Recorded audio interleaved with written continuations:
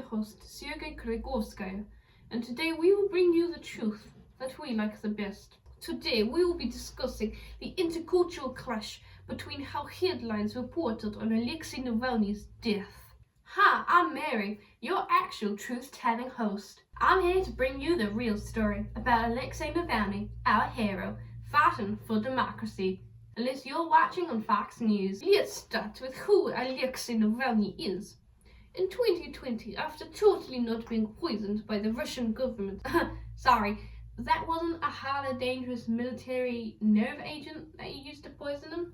No, like the people who admitted to doing it? No, you don't know? Okay.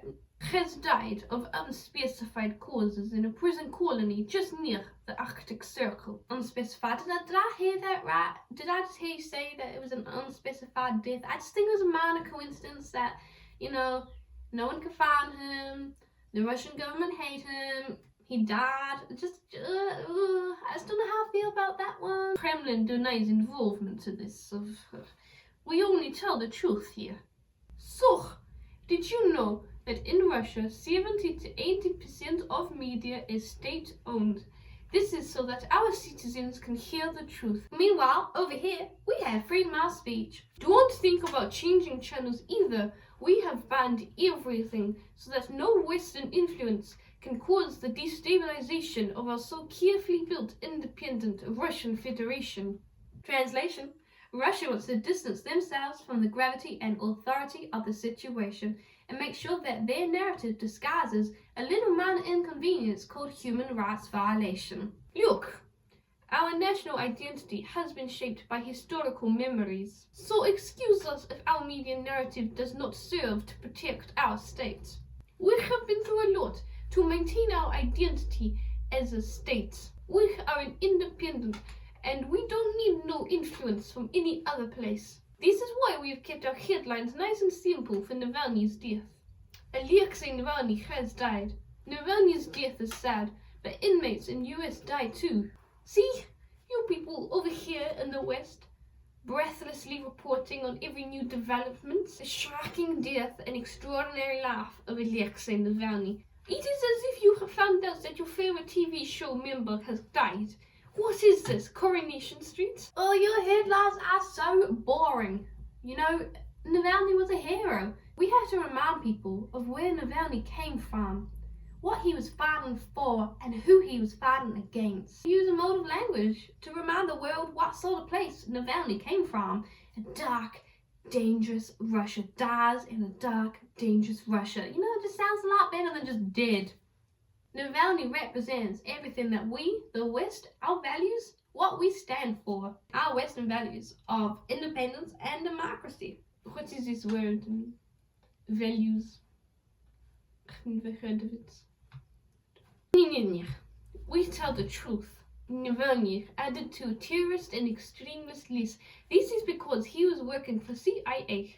He was one of your Western darling liberals. Yeah, a mastermind plans to turn Moscow into a plant of the US state from his cell block. What is this? No. Okay, here's my favorite. This is from PBS NewsHour. They got Alexei Navalny, prominent voice of dissent, convicted of embezzlement. It just sounds so fun, No? Are you purposely trying to add more big words to skim over the facts of what actually happened? Oh yeah, sorry. Navalny died a natural death, says the chief of Russia's foreign intelligence. What we're seeing here is a us versus them mentality. Here in Russia, we see Navalny as the other. They are the them. We didn't like that he could potentially topple our so carefully built state.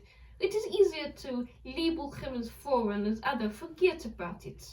Whereas your side, you frame him as us. Your side of emotional framing. This does little for audiences to understand the deeper political reasons why we choose to call Navalny them. You, the West, you are glossing over years of delicate history and politics. We have a state to protect. Well, if you're so insistent, why don't we have a look at the framing theory? With different media groups have different ways of explaining the same thing. I'm sure you guys love this. With your such strict media regulations and your citizens only have your voice to go on and nothing else to contradict this? We tell the truth, and only the truth. Your state-owned media outlets such as Russia Today and TESS frame Navalny as a way that maintains distance from the West, aligning with the idea that the West are villains, and that any other influence means that Navalny is just a puppet being used to tear down your state. Because of course, that is totally what's happening here. Abortion! Did I hear that right? Sorry, we are the villains. The Western complex always has to tell a story that tug at heartstring. This is to make up for the facts that you don't know what you're talking about. You call this a tragedy, Navalny. He was a terrorist. He was a traitor to our state. He did not support Putin. Therefore, we didn't like him. You call this a tragedy. Navalny was set to destroy our democracy. He's a hero and... Sorry, what do you know about democracy? I don't think you guys know what democracy is. This is a touchy subject. Let's move on.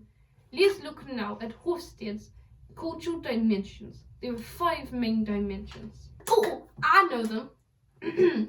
Okay, we got identity, power, gender, uncertainty, and time. As I was saying, this particular Navalny dilemma can be classed as time, with the sub-dimension of short-term versus long-term orientation. Hofstede believed that those from a long-term orientation tended to organize their relationships in terms of status and how that may influence a response. This agrees with the Russian media standpoint, wherein they're trying to maintain and stabilize this future of Russia, doing this by resisting any foreign influence, including Navalny, and that may help them with their long-term orientation in terms of stability. Whereas over here at the Western Front, they like to focus on the outrage and immediacy that these headlines may convey. This is from a short-term standpoint. Their headlines reflect this idea of breathlessly reporting. They lack depth of fact-checking just for immediate reaction to their story. This framework here points to the idea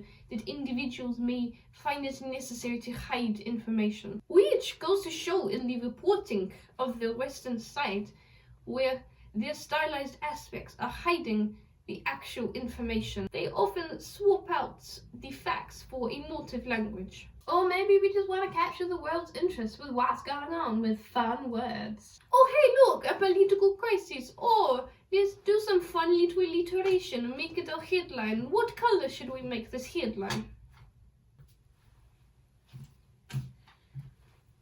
This oversimplification that the West does, it does little to add to the intercultural dilemma that we have. And the dilemma here is that neither side are reporting what is going on. The West just like to create this rhetoric of good versus evil. Stop, you're too funny. At least we have a rhetoric and we're not deceiving our citizens. We tell the truth and only the truth. Look, comrades. Okay. Whose story would you prefer to hear? Navalny the terrorist or Navalny the hero? What about neither story? That'd be right. It seems to be that this is a complicated intercultural dilemma. The way each headlines are reported reflects solely on that particular side's historical values, political reasonings. There is a lot more that we don't know. I think you're right. This is a very difficult dilemma to understand. You Russians, you seem to be kind of like having your own identity crisis, and this is reflecting back on the way you portray Navalny. Whereas over here, we just see him as a good guy. He came from an oppressive authoritarian regime, and we just want to celebrate him, you know? This just makes for a real deep intercultural clash between the two countries, because either way, people gonna see things differently, right? We're gonna frame him as a hero because we've always framed you, Russia, as the bad guys. So of course, everything you do is not gonna be good at all. Whereas over here, at the West, we've done nothing bad. I can't tell you. No bad things have happened here. Either side, the facts will be either oppressed or oversimplified, and that's just a reflection of the media landscape of that particular side. Both sides are biased reporting, meaning that this intercultural dilemma is going to just get bigger. At the end of the day, everyone's arguing about how the West have portrayed him and how the Russians have portrayed him, and not actually about what's going on. But the problem is, the intercultural clash is at the detriment of the story, which is that Alexei Navalny has died. Look, I think that this is a difficult topic and that I have not had enough sugar to get through the rest of this program, so I think that we're gonna end it for tonight. So thanks, man, for tuning in, where freedom of speech prevails, unless you're watching Fox News, unless you're watching any other news channel.